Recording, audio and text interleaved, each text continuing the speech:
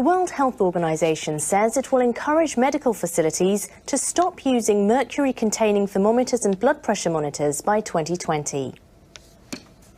The announcement follows the adoption of the Minamata Convention at a UN conference that ended in Kumamoto, southwestern Japan, on Friday. The treaty would regulate the production, export and import of products containing the metal after 2020. Mercury-based devices are still widely used for their accuracy.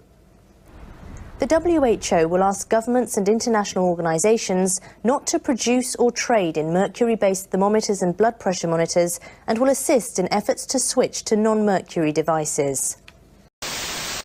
In 2013, a new international convention to control mercury emissions was opened for signing in Japan in response to the reality that mercury pollution is a global problem that no country can address unilaterally.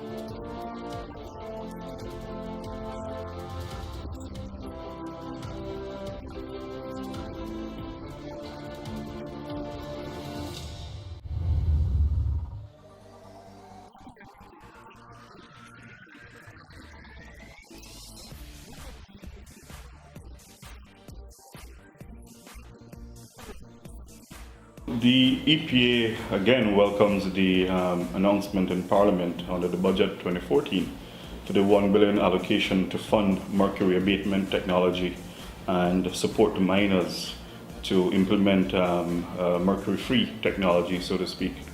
This has been on the radar of the EPA for some time now, especially in our experiences in the small-scale and medium-scale mining activities across the country. Issues of river contamination from mercury, issues with the communities, mining communities raising issues of contamination from mercury. One of the first things that we will embark on very shortly is to have a nationwide education awareness program. There's a reason for the banning of mercury. It's poisonous, it's toxic, it gets into the food system, gets into fish, affects the unborn fetus, affects other persons, etc. And until people recognizes the dangers of mercury, it will be very difficult to move them away.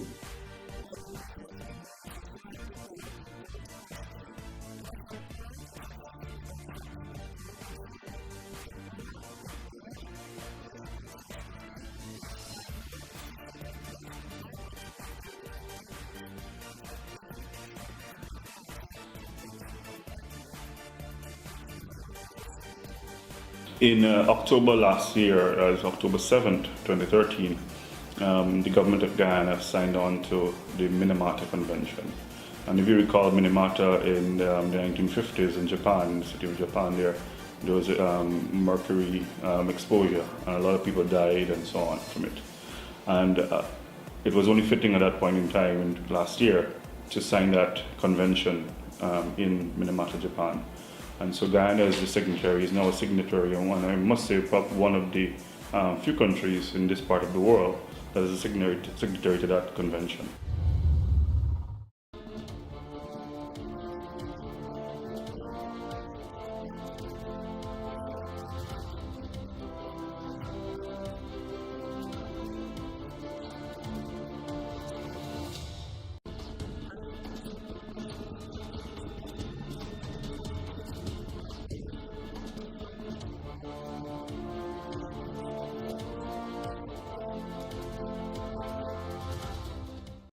Polluting waterways and vegetation through mining activities is an offense.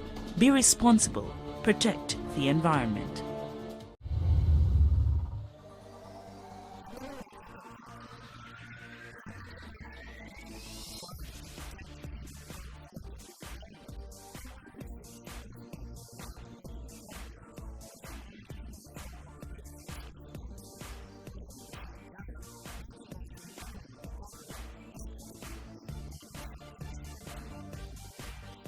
We have to stick with what we signed on to in terms of international regulation that relates to utilization of mercury in the process, and more importantly, to ensure that we're recovering as much as we can in the recovery process in the field, on the mines.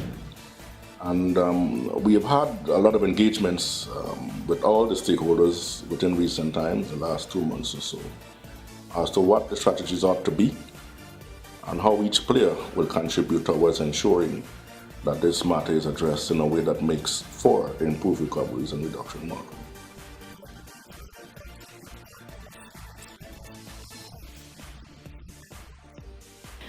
mercury. Mercury affects the nervous system, our immune system, and our digestive system. And simple symptoms like headaches, insomnia, getting more severe to tremors, and things like that are some of the symptoms that you can find that someone who is exposed to mercury for a prolonged period of time or in high concentrations can experience. So someone out there working in the fields might feel dizzy, may have headaches, may just have some difficulty breathing or not feeling well, and they may not necessarily consider that it is related to the use or the current job of what they are doing and involved in. We're in the process of setting up our water quality unit, and that unit will be tasked to ensure that our waterways, and especially where mining is concerned, to not only just testing water, but as Gita referred, biological analysis and so on. So full ecological assessment, you can actually monitor and test those locations, known locations where there's potential or assumed exposure and contamination. Guyana's wildlife management and conservation regulations will enable the development of systems, including penalties and mechanisms for enforcement for the protection of local wildlife.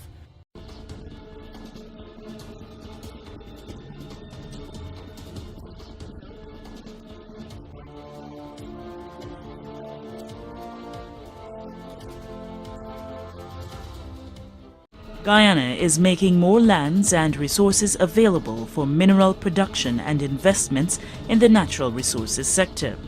These initiatives are being pursued in keeping with the country's commitment to protect the environment.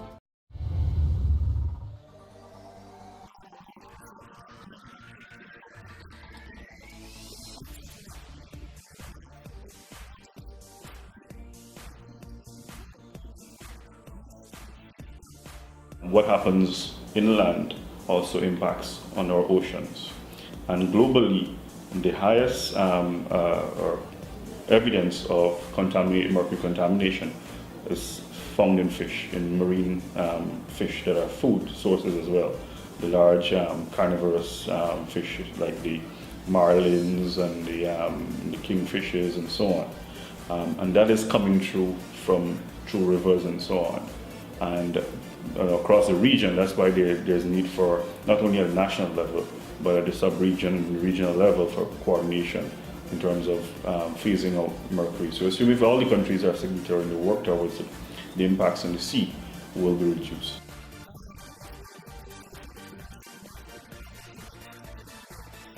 Recognizing that our economy is heavily dependent on gold mining, that's one of the major economic activities.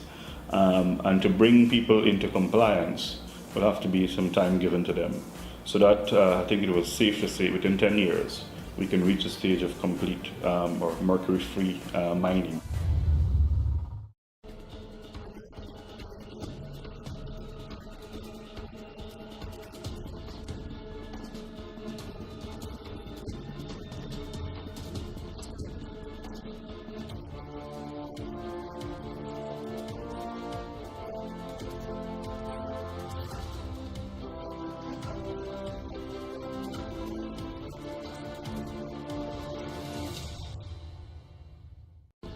Check us out on the internet for this and every episode of Dorado Shines. Just go to YouTube, search for Dorado Shines and start watching. Or like us on Facebook and receive instant updates.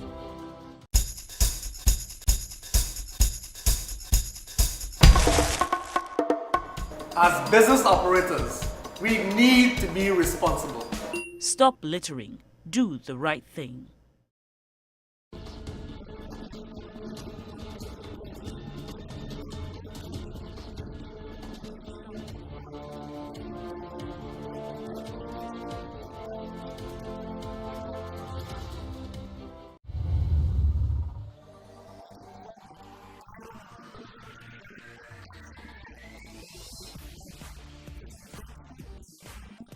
The next step basically is for a national action plan to be developed for Guyana.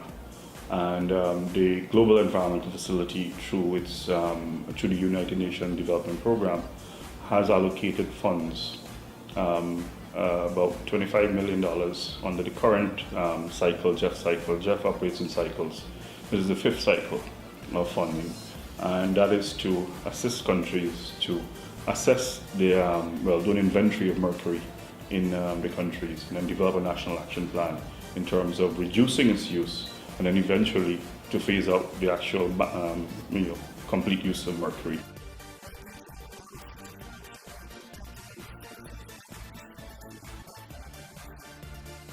What we are currently doing is GGMC has employed a consultant, and this consultant is looking at mercury, the importers of mercury, the distributors of mercury, and the users of mercury, and so on. This is to give the ministry an idea as to not only the amount of mercury that comes into the country, but for what and how it is used. Guyana, recognizing and preparing itself, having signed on to the Minamata Convention, has started some initial baseline work that needs to be done. So under the ministry, with support of GGMC and others, they have started a study for the sources of mercury in Guyana in the mining sector and how it's distributed. So that study is currently ongoing. As far as I'm aware, the report is being finalized at the moment. So it will give you an idea of the majority of of mercury that is imported appears to be for the mining sector, but that is what a study will confirm, and then also how it's distributed in perhaps the different regions of Guyana where you can expect to find the greatest amount of mercury in the mining sector. So they are currently looking at that report to further provide a baseline for Guyana and where it is and where it needs to be.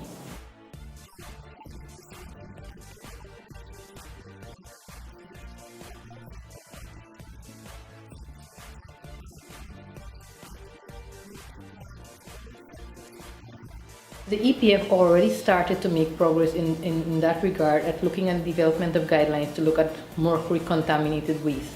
And in the process of doing that, we are not limiting ourselves to the mining sector. So we are currently at the initial stages of developing this guideline, and we will consider the proper use, handling, storage of equipment, and where and how mercury is contained, so that number one, the public can be educated at how it's to be done, and number two, provide options of how it can be better used and managed to prevent and reduce contamination. The Guyana Mining School and Training Center Incorporated was established to improve education in technical training for the mining sector. A grant agreement is in place between World Wildlife Fund Incorporated and GGMC to develop a curriculum for the mining school.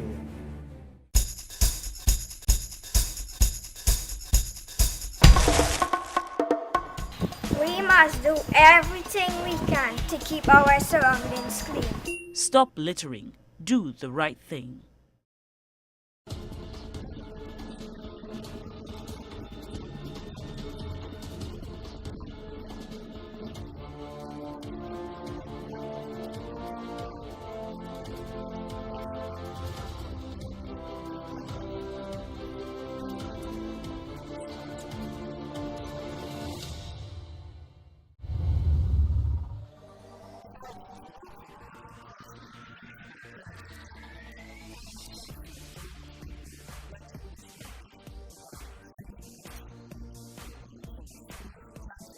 Improvement of technology and mining practices are also very important, and they're important for several reasons. The first of which is to move the miners away from the use of mercury and to help them to improve their recovery. New technologies such as the centrifuge system is what the ministry is looking to have these miners use. These systems have already been proven in other countries, and they've been shown to increase the recovery rates in mining operations. So we would look at see if some of the local manufacturers can develop some kind of equipment that will be widely available in the cheap, etc., and give either the same level of recovery as mercury or even better. And this is the way we are pursuing that. The other step we're taking is continuously doing some research on some of these equipment. Every piece of equipment cannot work in every area. Each area has its own geology, its mineralogical makeup. The gold particles, some are fine, some are coarse, some are flat. The shapes are different, etc. These equipment are based on some of those factors. So you need to do proper evaluation before investing in equipment. And we will up our research and development unit, ensure that we go all around, collect as much samples as possible, and do this kind of research and provide the results and advice to miners wanting to go lower. This would be the medium to long-term kind of arrangement. We're looking at internationally, nationally as well. We're making plans and in place to look at technologies that will be mercury-free. But there are options that are available to be considered, and these are things that we will consider as we move along in the development of the action plan and actually in implementing new technologies that are mercury-free.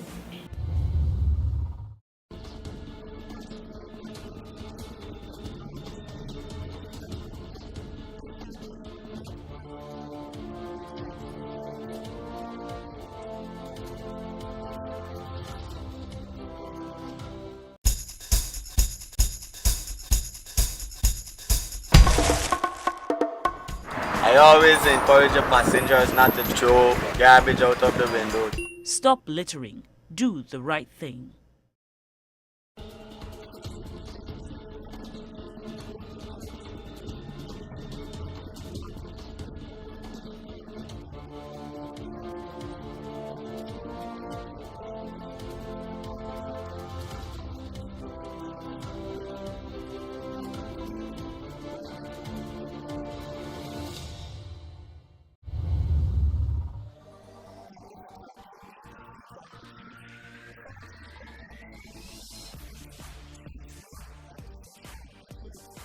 In the interim, we would look at the awareness program. We would look at the current system which the miners use and see if we can tweak it a bit to improve recovery immediately. In the interim for now, we're basically ensuring that miners are very responsible and are cognizant of the dangers of mercury and making sure that they use it in a way that it has minimal impact on the environment. So we ensure that they have to use retards where they actually burn the gold, recover mercury, and they recover over, I think it's like 95% of mercury when they use this type of technology. And they get to reuse it, so it's a cost benefit to them. It's less material they have to go and purchase. So those are one of the ways we try to help, mitigate the way in which mercury is looked upon and used. So far, we have been doing lots of things as it relates to monitoring and ensure good practices in the hinterland. For example, we have a component which we describe as the environmental management. We have a component that is deal with occupational health and safety. We deal a component that deal with reclamation, and there's all that aspect combined to make mining a safe one or less destructive as it relates to the environment. If we notice an area is in dire straits, we can then try and enforce our compliance and enforcement regulations, which to prevent and protect the environment and protect people's health.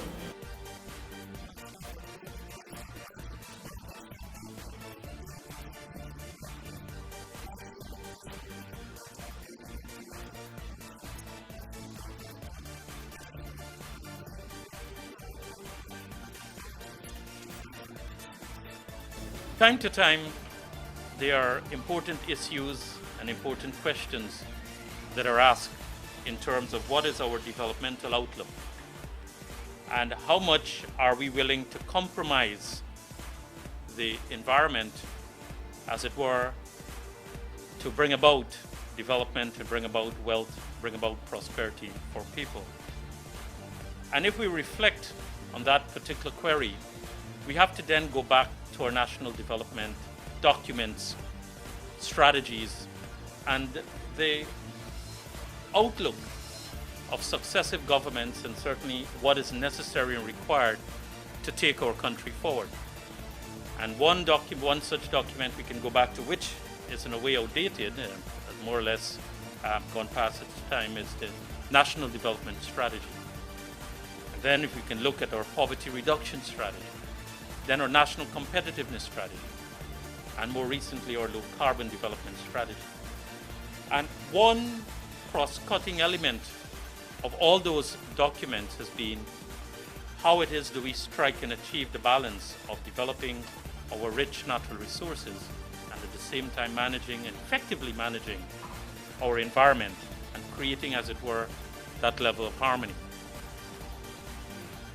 And if one look and one study those documents, those developmental guidelines, we would see that, and it must be recalled that these documents emanated from the people of Guyana through extensive consultation. It recognized that whilst there may be conflict, it recognized that it is not a situation of one or the other.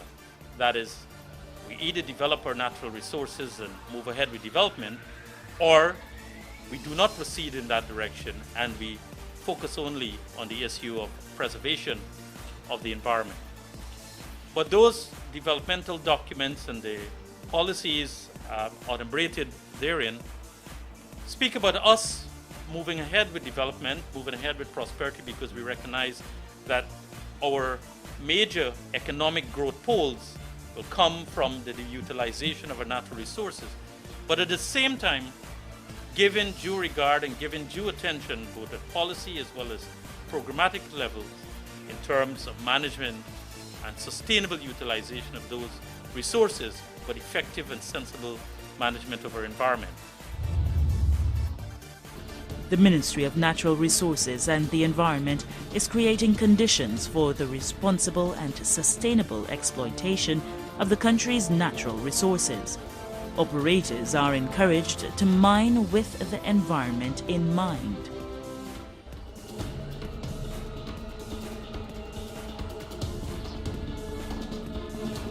Alright, basically the most fundamental advice is to make sure that the operators and the miners that are going to be around these machines follow all of the safety regulations. There are a lot of safety tags on every Caterpillar machine, and there's also the owners and operation manual, which we always encourage everybody to at least read. It has a lot of information that can be followed from the regular miner to the regular operator. The main objective is that these machines should be taken care of, and we would encourage everybody to follow all the safety guidelines as we could, as much as we could. Sometimes we may forget, but it's important that we follow them before and after every operational shift. Several basic things that they can actually do is actually check the oil level, the hydraulic oil level, as well as the coolant. They can actually check that visually without even going into the monitor. And those are some of the basic things that they can do just to avoid having like overheating problems or engine problems.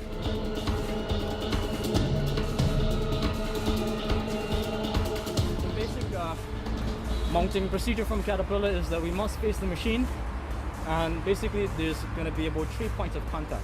We can use 2 hands and either the right foot or the left foot. In this case I'm going to use the left. Now I'm going to mount it face forward, enter and turn to sit on the actual cabin seat. These are the seat belts. Take the keys out and we exit just like how we came in. Grab the rail bars. First foot on the tracks, the next one on the actual support, and then down. And then we do another inspection like when we first started. Check us out on the internet for this and every episode of Dorado Shines. Just go to YouTube, search for Dorado Shines and start watching. Or like us on Facebook and receive instant updates.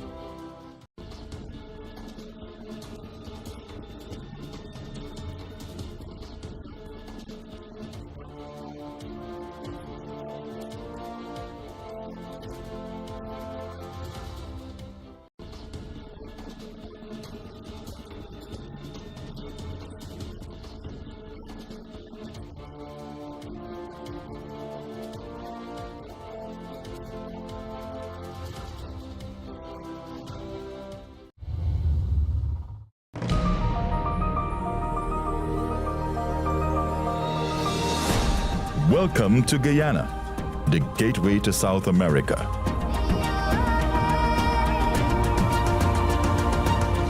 A pristine haven of abundant natural resources.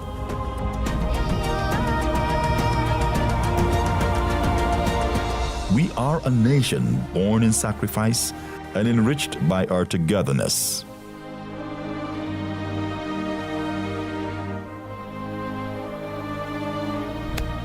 When we play, we celebrate every effort.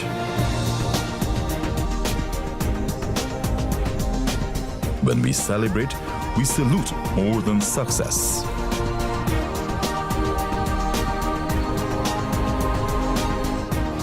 We exude our right to move forward.